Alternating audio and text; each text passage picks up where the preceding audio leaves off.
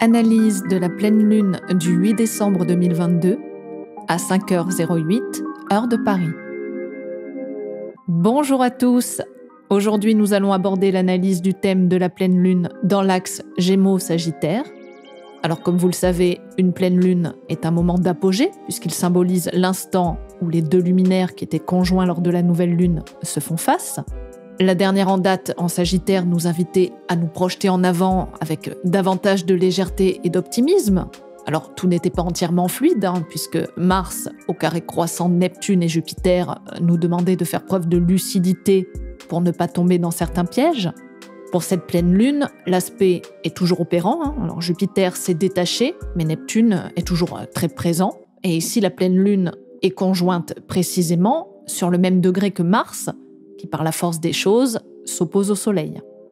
C'est loin d'être un aspect mineur, je dirais même que c'est l'aspect majeur de cette pleine lune, somme toute très réactive, puisqu'elle va nous permettre, aux alentours de cette date, d'éclairer certaines problématiques que nous avons pu rencontrer jusqu'alors. Cette opposition fait également un T carré avec l'astéroïde Junon dans les Poissons, qui va concentrer les tensions de ce placement. Junon représente les associations, les partenariats, le principe d'engagement. Alors bien sûr, nous allons détailler tout ça au fur et à mesure, mais il se pourrait bien que ce qui pêche et qui demande à être conscientisé puis résolu devrait se produire notamment dans la sphère relationnelle. Mercure, le maître de cette pleine lune, vient d'entrer dans le signe saturnien du Capricorne qui nous demande à venir structurer les nouvelles visions, les nouvelles compréhensions que nous avons pu recueillir, tout comme les projets que nous souhaitons développer. Il sera cependant au carré décroissant à Jupiter, toujours dans les Poissons, qui est reparti plein d'idéalisme vers sa course en avant. Un carré avec Jupiter nous indique toujours un excès vis-à-vis de la planète qui l'aspecte. Alors dans ce cas précis, méfions-nous de ne pas pécher par excès d'orgueil, d'arrogance ou d'un manque flagrant de réalisme. Ce n'est pas parce que nous nous sentons regonflés à bloc que nous devons nous imposer trop fort. Ce qui se joue dans cette lunaison pourrait s'apparenter à des conflits d'ordre idéologique qui tentent de s'imposer, parfois sans comprendre vraiment tous les tenants et les aboutissants, comme si ce qui comptait le plus pour certains n'était pas de défendre une idée, une opinion, mais de se battre pour imposer la sienne à tout prix. Alors bien sûr que cette conjonction Jupiter-Neptune amplifie de façon exponentielle les appétences pour le prêche, les valeurs collectives à vertu humaniste, les conquêtes pour un monde meilleur et plus juste. Mais comme vous le savez, ce qui peut être soigneusement dirigé par une conscience purifiée de tout ego, de toute ambition démesurée, ne l'est pas forcément pour tous. Certains peuvent surfer sur cette vague immense pour y colporter de bien plus complexes manœuvres, et même si cela n'est pas fait volontairement, le manque de lucidité, de préparation, de vision à long terme pourrait aussi bien nous entraîner vers les abysses.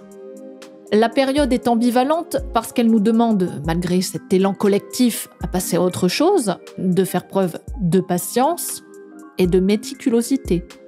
Que ce soit dans nos échanges avec le monde, tout comme avec les échos en nous qui nous influencent, il y a une ligne rouge à ne pas dépasser encore, comme pour nous indiquer que nous ne devons pas bâcler la fin malgré notre impatience, nos frustrations, notre besoin d'affirmation, voire nos colères même les plus légitimes. Alors oui, ce moment pourra enclencher certaines manifestations de cet ordre, mais tentons seulement de l'observer et de ne pas nous jeter dedans. Le carré entre Uranus, les nœuds lunaires et Saturne est toujours présent, tout comme le carré entre Neptune et Mars rétrograde, donc mollo, ou comme dirait ma grand-mère, qui va piano, va sano. Mais une fois encore, cette intro n'en est déjà plus une, alors plongeons de ce pas dans le grand bain. La pleine lune se trouve sur le 16e degré 02 des Gémeaux. Son degré Sabian nous dit « Le visage d'un jeune homme robuste prend les traits d'un penseur adulte ». Ici, la vitalité physique donne naissance à la faculté d'échafauder des concepts intellectuels, à même de véhiculer le savoir. Alors, ce degré nous évoque de prime abord cette étape de transition qui relie toute la force de la jeunesse, avec tout ce qu'elle peut représenter en tant que puissance physique et symbolique, à la maturité de l'âge adulte, qui peut alors transformer ce potentiel de départ en une intégration totale. Le signe des Gémeaux est double, et même s'il peut représenter les forces adolescentes avec tout ce que cela comporte, tel le désir de découverte, de s'ouvrir sur l'extérieur, de communiquer parfois à tort et à travers, bref, de se laisser guider parfois de façon erratique par tous les changements hormonaux en pleine floraison, cette étape nous prépare à la métamorphose mentale et donc à la maturité. Les expériences que nous nous devons de vivre dans notre chair, tout comme celles que l'on nous donne à apprendre, ou que l'on glane par-ci par-là, peuvent à la longue s'accumuler et nous permettre au départ de renforcer en quelque sorte le socle même de notre personnalité. Alors on peut croire qu'il suffit d'en savoir toujours plus pour nous donner le sentiment d'être meilleur ou d'être plus complet, et c'est bien là tout ce qui peut nous limiter, car finalement cette sensation n'est rien d'autre qu'un sentiment, et non pas une pensée mûrement réfléchie, pleinement intégrée, puis transformée par nos propres filtres. Il y a quelque chose de passif dans l'image du jeune homme robuste, même si dès le départ nous penserions le contraire. La passivité ne se réduit pas seulement au fait d'attendre que les choses nous viennent droit dans le bec. Nous pouvons plus subtilement faire preuve de passivité en nous reposant simplement sur ce que le monde extérieur nous donne et nous renvoie de nous-mêmes, ce qui n'est pas suffisant pour pleinement nous individualiser. Et c'est pour cela que nous nous devons de redevenir pleinement actifs en métamorphosant ce processus par le biais du mental supérieur. En ces temps d'incertitude, il serait bien infantile de nous reposer seulement sur nos sentiments, nos sensations et nos instincts. Cela fait notamment référence au fameux cogito de Descartes et son « je pense, donc je suis », qui allie voix passive et voix active, tout comme le principe féminin et masculin qui existe en chacun de nous. Selon ses propres mots, mais qu'est-ce donc que je suis ? Une chose qui pense. Mais qu'est-ce qu'une chose qui pense ? C'est une chose qui doute, qui entend, qui conçoit, qui affirme, qui nie, qui veut, qui ne veut pas, qui imagine aussi et qui sent. Ne serait-ce pas là la seule évidence de notre véritable nature, celle qui nous permet d'être pleinement conscients de nous-mêmes, et non plus seulement de la simple contemplation du monde ? Dans le signe des Gémeaux, la Lune est yang et mutable d'air, ce qui signifie là encore un besoin irrépressible de se confronter avec spontanéité à toute situation lui demandant de s'adapter. L'imprévisibilité la stimulera davantage que les cadres trop établis, et Mercure, qui la gouverne, va forcément colorer sa nature. Tout comme dans le Sagittaire, la Lune dans les Gémeaux a véritablement besoin de satisfaire sa curiosité, mais de façon plus légère et davantage éparpillée. Quand le Sagittaire court vers un cap précis, les Gémeaux préfèrent butiner d'une étoile à une autre, s'abreuvant autant qu'ils le peuvent jusqu'à plus soif. Il y a quelque chose de très mental dans cette Lune qui, bien malgré elle, ne pourra s'empêcher de tout intellectualiser en cherchant, au travers de ses expériences et de ses apprentissages, un besoin de se rassasier, ou plutôt de retrouver son autre qu'elle cherchera indéfiniment au dehors. Les émotions se doivent d'être passées au crible, en décortiquant tout, quitte à passer par A plus B pour ne pas passer à côté. Alors, comme ce signe est double, la Lune pourra s'exprimer soit de façon très concise, très intellectuelle, ou beaucoup plus émotionnelle ou artistique. Le but est de diffuser le plus possible ce qu'elle a appris. Il peut y avoir également un côté dénicheur avec cette Lune, un instinct très fort de ressentir les tendances avant les autres pour pouvoir les diffuser en premier. N'oublions pas que Mercure ne symbolise pas seulement le mental, mais également les mains. Il y a donc l'idée de manipulation, au sens propre comme au figuré. Et forcément, quand on sait mêler l'art de l'éloquence aux facultés intellectuelles, on peut faire mouche sans avoir l'air d'y toucher.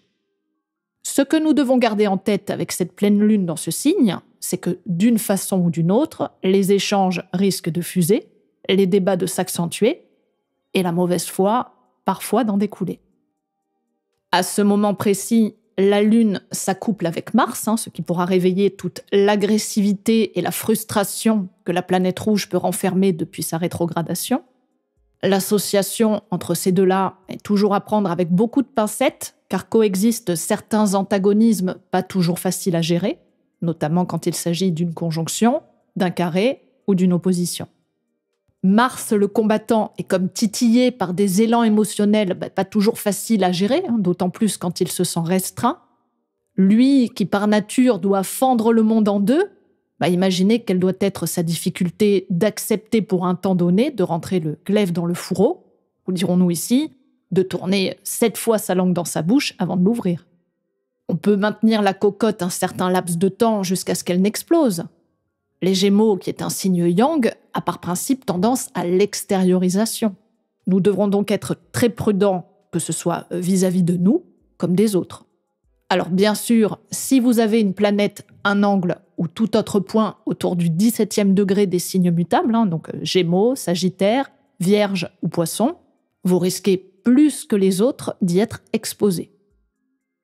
L'agitation intérieure d'une telle conjonction au carré croissant de Neptune pourrait là encore amplifier la confusion dans les échanges. J'en ai déjà longuement parlé lors de la dernière analyse, en prenant l'image de Neptune tel un sachet de thé qui infuse l'air de rien des narratifs teintés de bons sentiments, mais qui bien souvent ne sont là que pour masquer soit des réalités bien moins reluisantes ou des idéaux totalement irréalistes.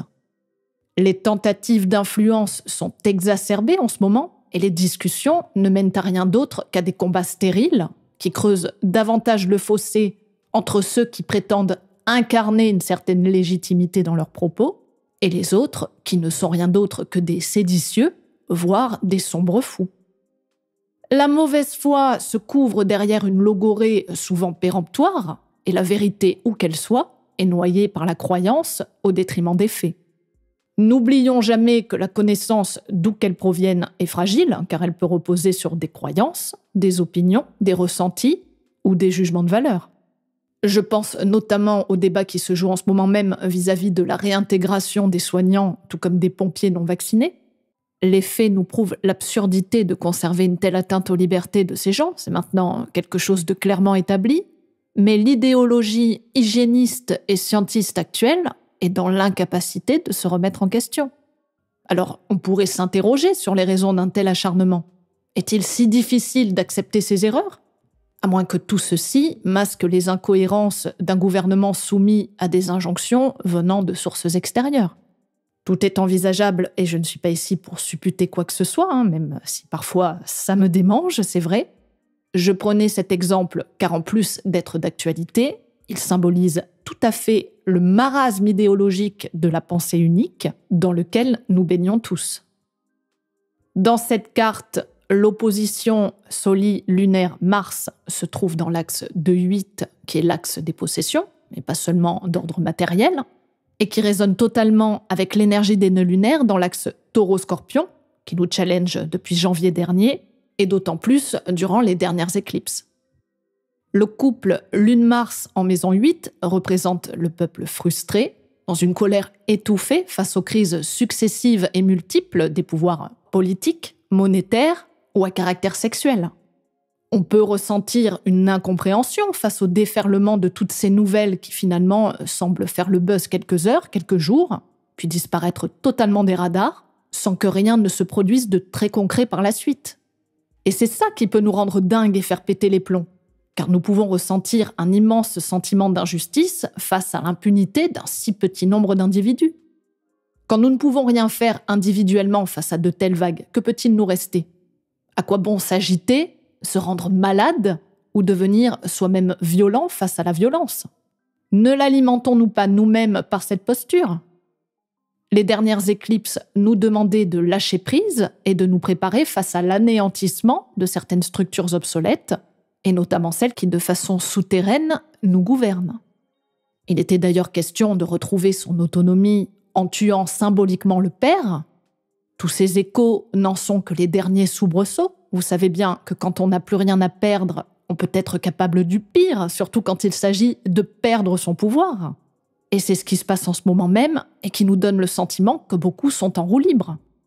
Les menteurs persistent et signent, les brigands engrangent davantage et les gourous continuent à diffuser en masse. Ne serait-il pas temps d'assister avec une certaine distance, voire une certaine froideur, à ce spectacle saisissant ? Si nous sommes capables de nous en détacher, en nous disant qu'au fond, nous ne comptions plus dessus, Cela pourrait même être assez jouissif d'être aux premières loges de l'effondrement d'un monde agonisant, où nous n'avions de toute façon plus notre place.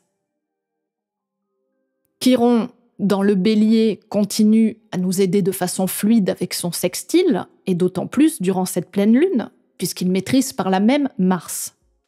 Nous pourrions commencer à saisir que ce qui pouvait nous sembler jusqu'ici impossible ou trop douloureux à mettre en action n'était que le fruit d'une croyance, fruit d'une expérience non conscientisée. En intellectualisant les choses tout en y donnant du sens, c'est-à-dire en le replaçant dans un contexte plus global que les faits eux-mêmes, nous pourrions bien en apprendre plus que nous le pensions dès le départ. La culpabilité égotique du « je ne suis pas capable » ou « je ne sais pas comment agir » pourrait à ce moment-là se transformer en quelque chose de plus constructif, en réalisant peut-être qu'il suffit de faire évoluer ses croyances, en réinvestissant ce que l'on avait pu reléguer à d'autres et qui n'auraient jamais fait mieux que nous-mêmes, nous avons pu leur en vouloir et nous sentir frustrés et vaincus. Il est grand temps de comprendre que tout a été fait pour que nous nous sentions affaiblis. Et si tel a été le cas, c'est que nous avons donné notre confiance à autre chose qu'à nous-mêmes. L'art du doute est quelque chose d'extrêmement important à redévelopper, et en ce moment, plus que jamais. Et je parle bien du doute, et non de la méfiance ou de la défiance, qui pour le coup repose sur des notions plus ambiguës. La méfiance nous parle de la croyance d'être trompé, que ce soit par soi-même ou par d'autres, quand la défiance, c'est la peur qui l'active. Peur ou croyance, n'est-ce pas tout ce qui a pu agiter les esprits et les paralyser depuis 2 ans? Et nous voyons où cela nous a menés. Les fact-checkers n'ont jamais été autant à la mode, ce qui peut nous questionner d'ailleurs sur les véritables intérêts que ces soi-disant débunkers de fausses informations peuvent bien nous cacher. À trop vouloir prôner la transparence, surtout quand cela a pour but de renforcer l'idéologie officielle, cela pourrait nous sembler trop honnête pour être vrai, surtout quand ces derniers ont bien du mal à revenir sur certaines de leurs affirmations s'avérant erronées, prouvant de par leur réaction à quel point leur honnêteté trouve ses limites. Soyons de toute façon toujours très prudents vis-à-vis de tous ceux qui prétendent faire les choses pour notre bien, quel que soit leur domaine, car les véritables bienfaiteurs n'ont jamais besoin de le revendiquer haut et fort, puisque les autres s'en chargent pour eux. Seul le doute, nourri par rien d'autre que la recherche de la vérité, nous permet à lui seul de nous prémunir de n'importe quelle tentative d'influence extérieure. C'est en quelque sorte un garde-fou qui nous pousse à entreprendre un cheminement personnel et souverain vers la connaissance, de celle qui ne se satisfait jamais du probable ou du vraisemblable, par la purification de tout jugement hâtif et certains autres préjugés, nous nous ouvrons à la seule ligne de conduite qui peut nous libérer de n'importe quel narratif, et c'est cela même que Mars rétrograde dans les Gémeaux soutenu par Chiron se doit d'aller activer. Le trigone croissant à Saturne, qui était déjà présent lors de la nouvelle lune avec Mars, continue à le soutenir en tempérant ses excès émotionnels, tout comme ses actions inconsidérées. En ce moment et plus que jamais, c'est une aide très précieuse si nous acceptons de faire avancer les choses avec diligence, calme et détermination. Gardez à l'esprit que le temps du chronos n'est pas un ennemi, bien au contraire, c'est un précieux allié qui nous permet de conserver les pieds sur terre. Les freins que nous pouvons collectivement ressentir doivent faire sens à un niveau au-delà de nos désirs individuels. Ils se trouvent dans le Verseau, et ici en maison 4, ce qui renforce la symbolique collective. Et puisque nous parlons de recherche de vérité, sachons que c'est cette planète qui nous y confrontera toujours le plus efficacement. Saturne représente le père symbolique, et il est en maison 4, la maison du peuple, de la famille, des origines, et non pas celle du pouvoir. Il y a une question de légitimité collective à conscientiser, en acceptant une fois pour toutes que tous ceux qui nous représentent, les fameux pères de n'importe quelles institutions, sont tout simplement défaillants. Saturne nous met pour ainsi dire les pieds dans le bourbier pour nous confronter à cette fameuse prise de conscience qui nous permettra alors de passer au cran au-dessus. Le Soleil se trouve donc par opposition sur le 17e degré du Sagittaire. Le symbole sabian nous parle d'une cérémonie pascale au lever du soleil qui rassemble une foule immense. La dominante est qu'un contexte culturel encourage notre aspiration à participer à un rite collectif de renaissance. La référence à Pâques qui se produit à la venue du printemps et qui symbolise la renaissance après les raideurs de l'hiver nous indique ce moment de culte collectif. La notion de spiritualité est très forte, et bien au-delà de l'aspect religieux, ce qui importe surtout, c'est la valeur du sens que cette cérémonie incarne. L'idée de célébrer le retour de la lumière n'est que le point de départ d'un nouveau cycle, nourri d'une nouvelle compréhension. La nouvelle lune qui a débuté dans le Sagittaire nous invitait à nous reconnecter à notre étoile, celle qui, bien au-delà de notre condition présente, nous permet de voir au-delà, tout en nous aidant à nous y diriger avec confiance et optimisme. Tant que nous ne nous limitons pas à la lumière extérieure qui nous permet de voir, c'est vrai, plus précisément où nous mettons les pieds, cela ne suffira pas pour nous retrouver vraiment quand au dehors, tout est obscur, terriblement confus.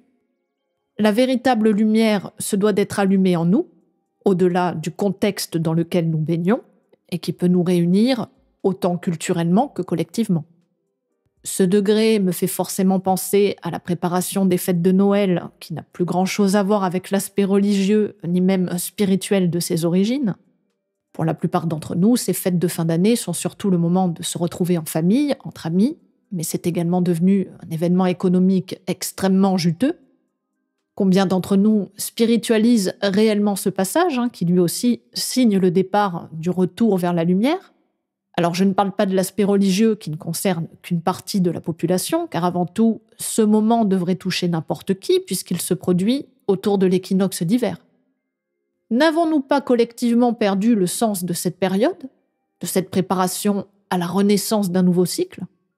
Je prends cet exemple car j'entends beaucoup de gens commencer à s'affoler vis-à-vis de la peur de ne pas pouvoir fêter Noël comme avant, comme si l'aspect seulement économique des choses était la condition sine qua non pour vivre totalement ce moment de partage. La Renaissance, quelle qu'elle soit, n'a pas besoin de se parer des plus beaux atours, des plus beaux festins ou de cadeaux somptueux. Cette période ne nous permettrait-elle pas de respiritualiser la matière, qui ne demande pas grand-chose d'autre que d'accepter seulement ce qui est, et de préférer la qualité à la quantité et le sens à la forme, en toute humilité. Le Soleil dans le Sagittaire fait donc face à Mars et à la Lune, ce qui implique bien logiquement un potentiel déséquilibre à venir réharmoniser entre la forme et le fond. Vaste programme qui, il est vrai, nous challenge tous autant que nous sommes, et même si cela s'inscrit dans des domaines différents, sous des costumes plus ou moins colorés, nous sommes collectivement appelés à nous interroger très profondément sur ce que nous désirons vraiment, ce qui n'est déjà pas une mince affaire, et sur notre manière de nous mobiliser pour le manifester. Une opposition entre le Soleil et Mars ne se produit seulement que lorsque ce dernier est rétrograde, ce qui symboliquement prend tout son sens. Mars est comme le bras armé du Soleil, c'est lui qui va concrètement actionner la volonté de l'astre, qui sans son aide ne pourrait pas faire grand-chose que de briller tout simplement.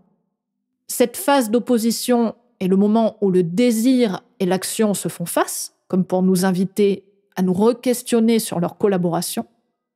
Mars est ici limité par la rétrogradation, donc il ne peut pas agir de façon directe, et c'est justement pour ça que la période nous invite à redéfinir le Soleil. Et ici, en Sagittaire, il s'agit de redéfinir ce qui fait véritablement sens pour nous. Si nous faisons fi de cette invitation cosmique, nous courons tout simplement le risque de nous retrouver face à des volontés beaucoup plus puissantes qui ne feront rien d'autre que de nous contrer et de nous frustrer davantage. Et c'est bien pour cela que les débats risquent de tourner à la confrontation. Acceptons de prendre ce temps pour respiritualiser qui nous sommes, respiritualiser nos projets, respiritualiser notre rapport au monde.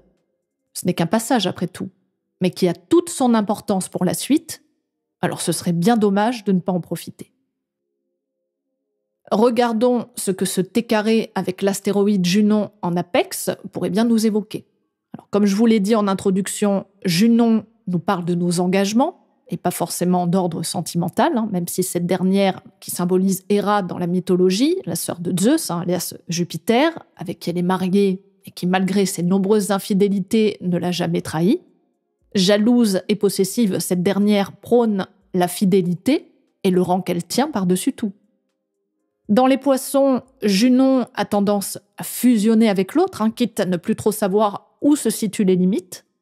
Il peut y avoir une idée d'adoration, car Vénus y est exaltée. Quand on s'engage, c'est avec un dévouement parfois sacrificiel, et dans ce cas de figure, nous devons nous demander si en retour, l'autre en fera autant. Notons d'ailleurs que cette dernière est conjointe à Neptune et Jupiter un peu plus loin, ce qui renforce puissamment cette inclinaison à la dissolution des frontières, et qui d'un certain côté peut être très dangereux.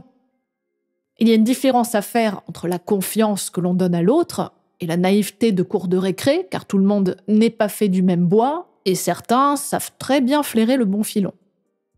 Parvenir à davantage de lucidité vis-à-vis de nos engagements est un défi que nous devons collectivement d'avoir.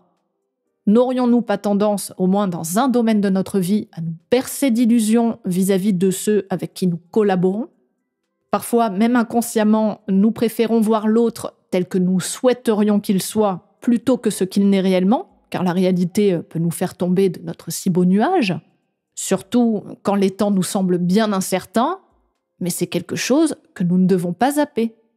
Il y a là aussi l'idée d'une réappropriation de soi, faire la différence entre donner une part de soi et le faire entièrement. Tout comme il y a la notion d'échange qui est fondamentale dans toute relation. Alors c'est vrai que Junon en Poisson peut d'un certain point de vue pardonner plus facilement qu'une autre, mais là aussi, ne soyons pas trop coulants.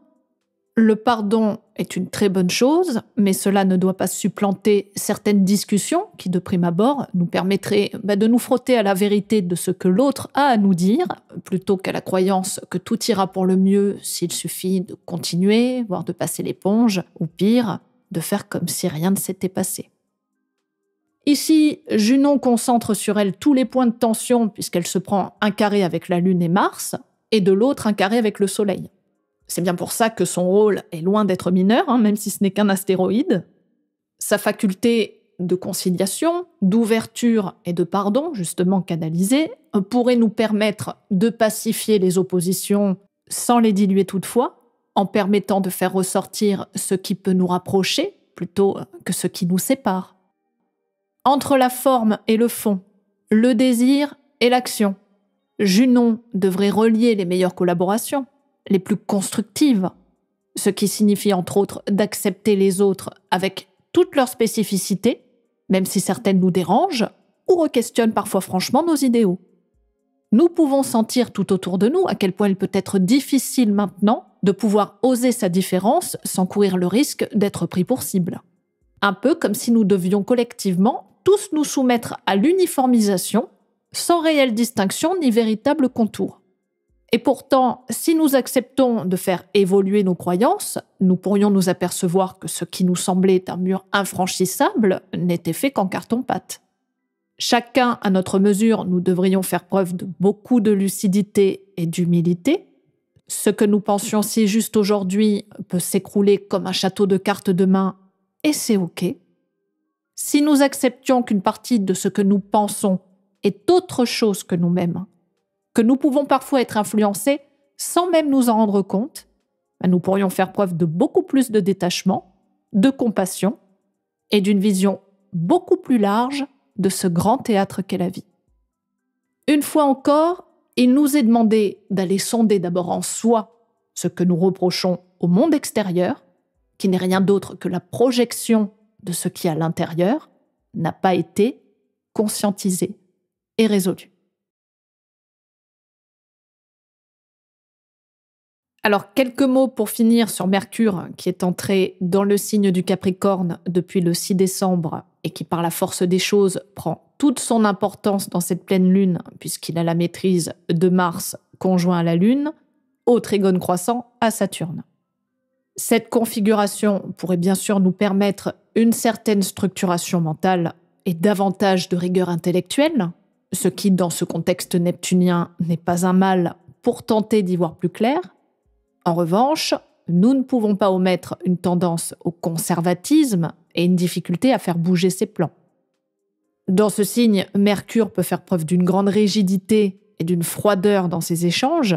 Ce n'est pas franchement le gai luron du zodiaque, de par sa nature réservée et discrète. L'ambition prendra le pas sur le reste, avec toujours beaucoup de prudence dans ses décisions. Donc si nous utilisons cette énergie de la bonne façon, cela pourrait nous aider à prendre le recul nécessaire pour ne pas tomber dans cette grande soupe bouillante. Cependant, le carré décroissant à Jupiter doit être pris en compte car cet aspect pourrait raviver la pensée sectaire et la difficulté à faire plier ses opinions. Tout ceci peut en effet accentuer tout ce dont j'ai pu vous parler auparavant. Quand je parlais de tuer le père, qui est représenté par Saturne, et donc le maître du Capricorne, il est évident que ce dernier ne se laissera pas faire. Ce signe représente l'ancien, la tradition, le pouvoir en place bien évidemment, donc nous voilà prévenus. Le combat sera tendu, voire cassant. La période ne sera franchement pas favorable au dialogue, c'est un fait, mais là encore, ne nous laissons pas aller au découragement, aux tentatives d'influence, à la guéguerre d'opinion, et remémorons-nous que tout ceci n'est que le fruit de la fin de quelque chose et le début d'une autre. Pour le reste, c'est à nous de décider de quelle façon nous pourrions avancer, en nous re-questionnant sans cesse, car nous sommes des êtres en perpétuelle évolution, et peut-être bien les seuls à qui il est permis le bénéfice du doute. Et nous voilà arrivés à la fin de cette analyse qui, je l'espère, vous permettra de cheminer bien loin des tumultes actuels. N'hésitez pas à me laisser vos ressentis. Je crois qu'en ce moment, l'échange sain, bienveillant et constructif ne peut pas faire de mal. Je vous remercie d'avance pour vos pouces qui, mine de rien, contribuent à l'audience de cette chaîne et à faire découvrir mon travail de façon plus significative. Et puisque nous sommes dans la période sagittaire, c'est le moment. Pour tous ceux qui souhaitent une consultation, mon site est sous la description ou juste en haut à droite. Permettez-moi de vous souhaiter une pleine lune extatique. Et je vous dis à très bientôt pour de nouvelles aventures astrologiques.